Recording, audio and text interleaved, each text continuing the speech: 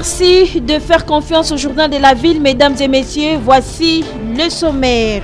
Le Premier ministre Jean-Michel Samalou Kondé a reçu en audience ce mardi 14 décembre l'ambassadeur canadien en République démocratique du Congo, Benoît-Pierre Laramé. Les questions liées au genre et à la lutte contre les violences faites aux femmes étaient au menu de leurs échanges. Le secrétaire général de la Conférence épiscopale nationale du Congo, Abbé Donatien Cholet, élevé au rang du chapelain de sa sainteté le pape, il sera appelé désormais Monseigneur Donatien Cholet. C'est tout pour les sommaires, mesdames et messieurs. Encore une fois, bienvenue dans ce journal.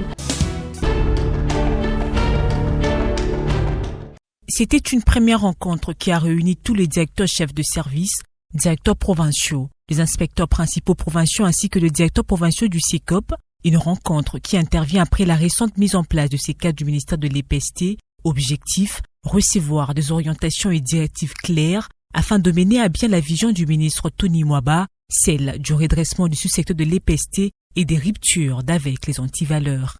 Et c'est devant la représentante de la secrétaire ad interim de l'EPST, l'inspecteur général ainsi que le directeur de ressources humaines que ces nouvelles règles ont été partagées. L'application stricte et sans faille des instructions qui émanent de la hiérarchie. Contrôle sanitaire, contrôle pédagogique, administratif. Une activité qui a permis à ces cadres éducatifs de comprendre les attentes du patron de l'éducation nationale, surtout en ce qui concerne la réforme de la gratuité de l'enseignement primaire. La rencontre de tout à l'heure est très capitale parce qu'il fallait que nous ayons tous le même entendement par rapport à notre façon de travailler, par rapport aux orientations nous données par son Excellence, Monsieur le ministre national de l'EPST, le professeur Tony Mwaba Kazadi. Donc c'était une réunion très opportune.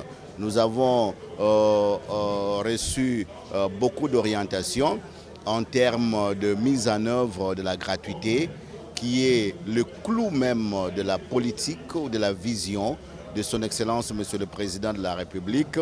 Mais aussi, nous avons reçu des orientations dans le cadre de la lutte contre les antivaleurs qui gangrènent les sous-secteurs de l'EPST et aussi par rapport à la collaboration entre les animateurs provinciaux de l'EPST en province.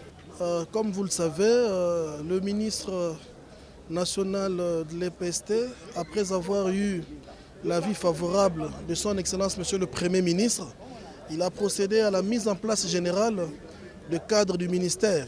C'est là pour renforcer la mise en œuvre de la gratuité. Et donc il a plu à son Excellence de placer les pions, chaque pion à sa place. Et donc comme vous le savez, après avoir fait cette mise en place, il était important que l'autorité puisse réunir tous ces nouveaux nominés et ceux qui sont permutés pour une appropriation de sa philosophie, de sa vision, de sa façon de voir les choses. Donc voilà, nous sommes ici réunis autour d'une table pour une appropriation sur la philosophie du ministre national. Désormais, l'heure est au travail. Ces nouveaux animateurs de l'EPST sont donc appelés à matérialiser les nouvelles directives pour la bonne...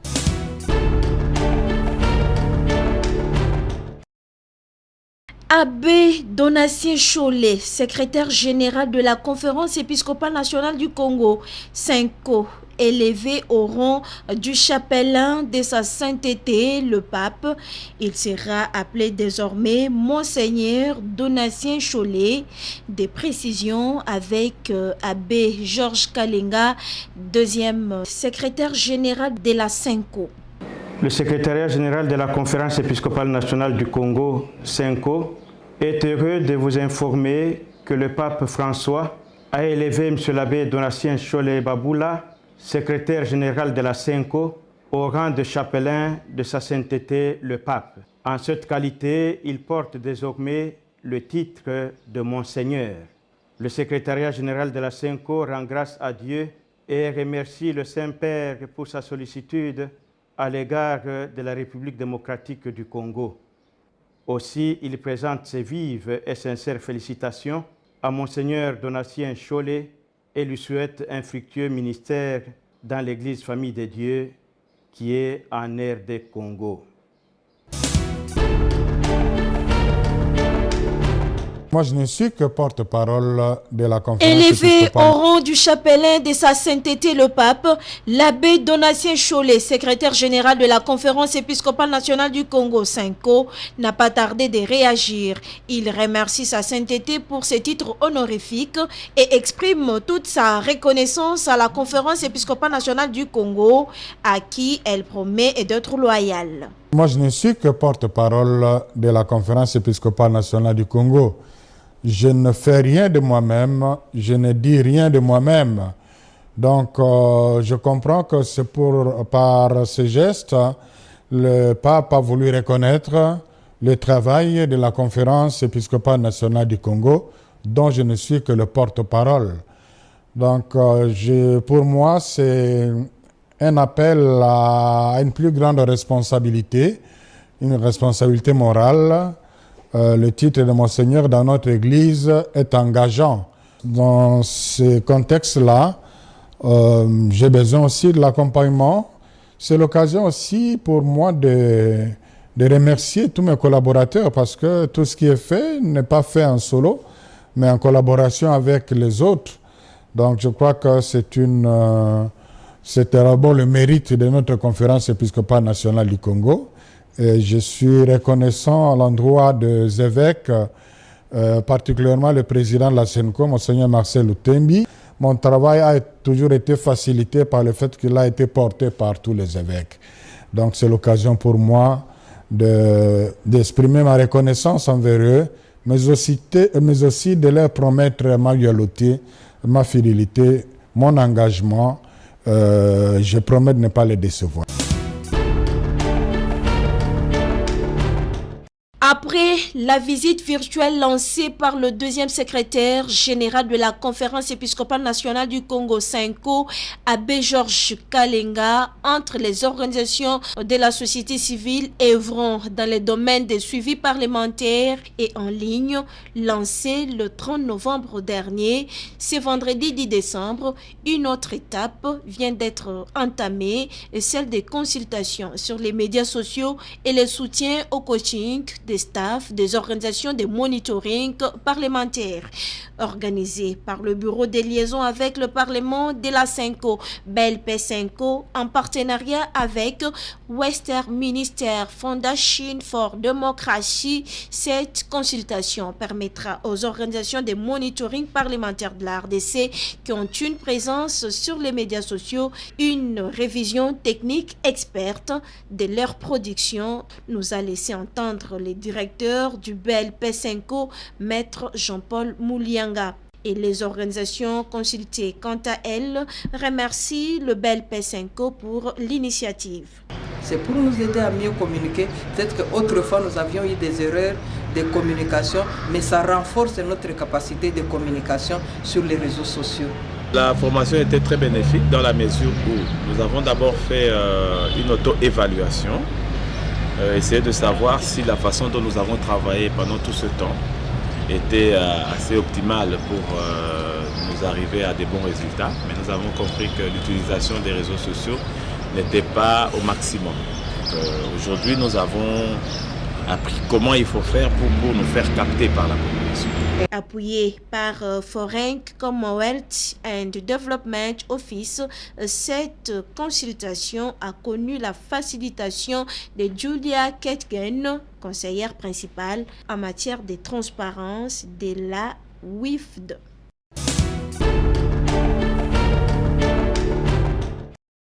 Les réunions se multiplient au sein de l'association des tenanciers de chambre froide du Congo après l'arrivée à Kinshasa du premier lot de surgelés commandé et acheté par le gouvernement depuis la Namibie et l'Espagne. Ils s'entretiennent sur comment revendre ces surgelés à la population, surtout en cette fin d'année où le besoin de vivres frais est pressant. Dans une mise au point, le président de l'association des tenanciers de chambre froide, Joe Ballard, a confirmé que la marchandise est bien arrivée, mais il faudrait attendre le deuxième grand lot avant la distribution et la répartition de vivres frais aux tenanciers de chambre froide. Nous sommes déjà au courant que la marchandise est là. On a pris de contact avec les autorités, mais la promesse est là. Je crois bien que d'ici peu, ils mettront à notre disposition parce que c'est nous qui vendons les produits surgelés. Tout le monde que vous avez vu là-bas, ce sont eux qui vendent les produits surgelés.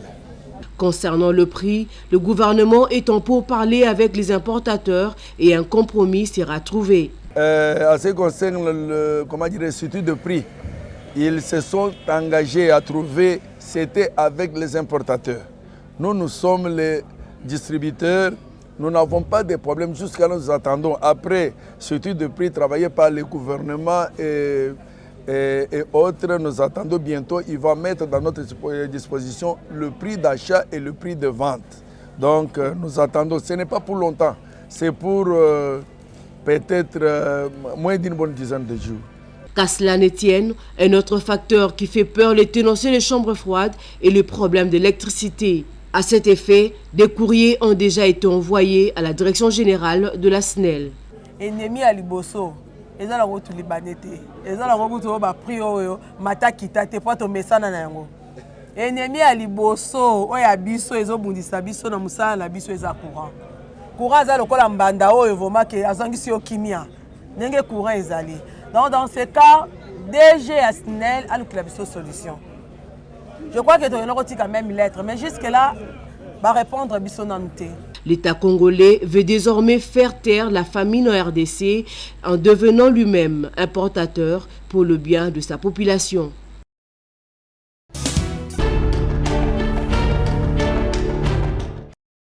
Lors de son discours sur l'état de la nation prononcé le 13 décembre 2020 devant les deux chambres du Parlement réunies en congrès, le chef de l'État Félix-Antoine Tshisekedi Tshilombo a recommandé au peuple congolais à se faire vacciner pour se protéger contre la Covid-19. Un appel que ne partage pas Jean Mangalibi. S'il faut lui prodiguer un conseil, il ne doit pas changer de cap. Quand je vois au niveau du Sénat français, ils ont rejeté le projet de loi par rapport à une vaccination obligatoire. Moi, je crois que ça doit interpeller nous de l'Afrique, à savoir que la vaccination ici, si tu prends le cas de notre pays, la majorité sont dedans. Et on va voir que le premier lot qu'on a dû envoyer en Afrique, même la France n'en voulait pas. L'acteur de la société civile Jean Mangalibi recommande par ailleurs au président de la République d'essayer les plantes naturelles, précisément les phyllanthus, pour lutter contre la Covid-19. Le président peut essayer même le phyllanthus autour de son cabinet. Il verra que c'est un produit très efficace.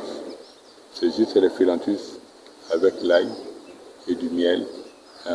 Il va voir comment ça va booster les gens qui sont atteints du Covid. Alors face à cela, moi j'aimerais quand même, en tant qu'il a pour mission de protéger le peuple congolais, c'est ça sa mission majeure. Et je crois face à cela, s'il peut ne pas aller dans l'autre sens, qu'il rentre dans les droits chemins. S'il a eu des conseillers qui l'ont mal conseillé, qu'il écoute au moins nous la voix de la rue.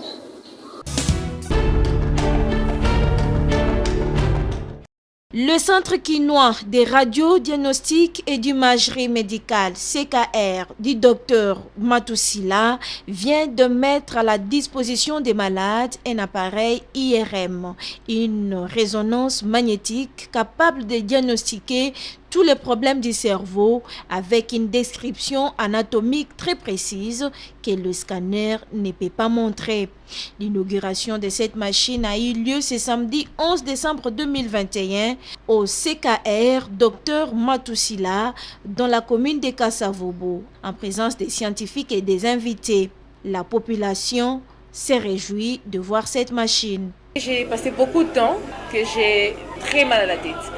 C'est comme ça qu'on m'avait recommandé cet examen.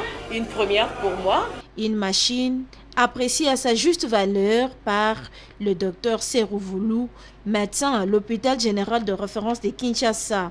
J'apprécie tout d'abord le bâtiment, le standing. Je crois que les résultats qu'on aura de cet appareil seront des résultats qui sont appréciables. IRM est d'une importance capitale pour les malades des cerveaux, précise le docteur Jean-Baptiste Matousila. L'IRM, c'est la résonance magnétique. C'est aujourd'hui une machine qui est capable de pouvoir diagnostiquer tout ce qui est lésions tumorales au sein du cerveau, avec une description anatomique très précise que le scanner n'est pas capable de montrer. Et non seulement sur le cerveau, mais également sur tout ce qui est tissu mou, Les articulations également, c'est une machine à demeure qui permet de poser des diagnostics pratiquement sur le rachis, également le rachis lombaire, le rachis cervical et également sur toute autre partie du corps humain. C'est une machine qui est beaucoup plus définie. Elle ne cause pas des complications telles que les rayons X peut provoquer lorsqu'ils ont dans une dose assez importante au niveau du corps humain. Avec cette machine IRM au CKR, Dr Matousila finit les inquiétudes des patients.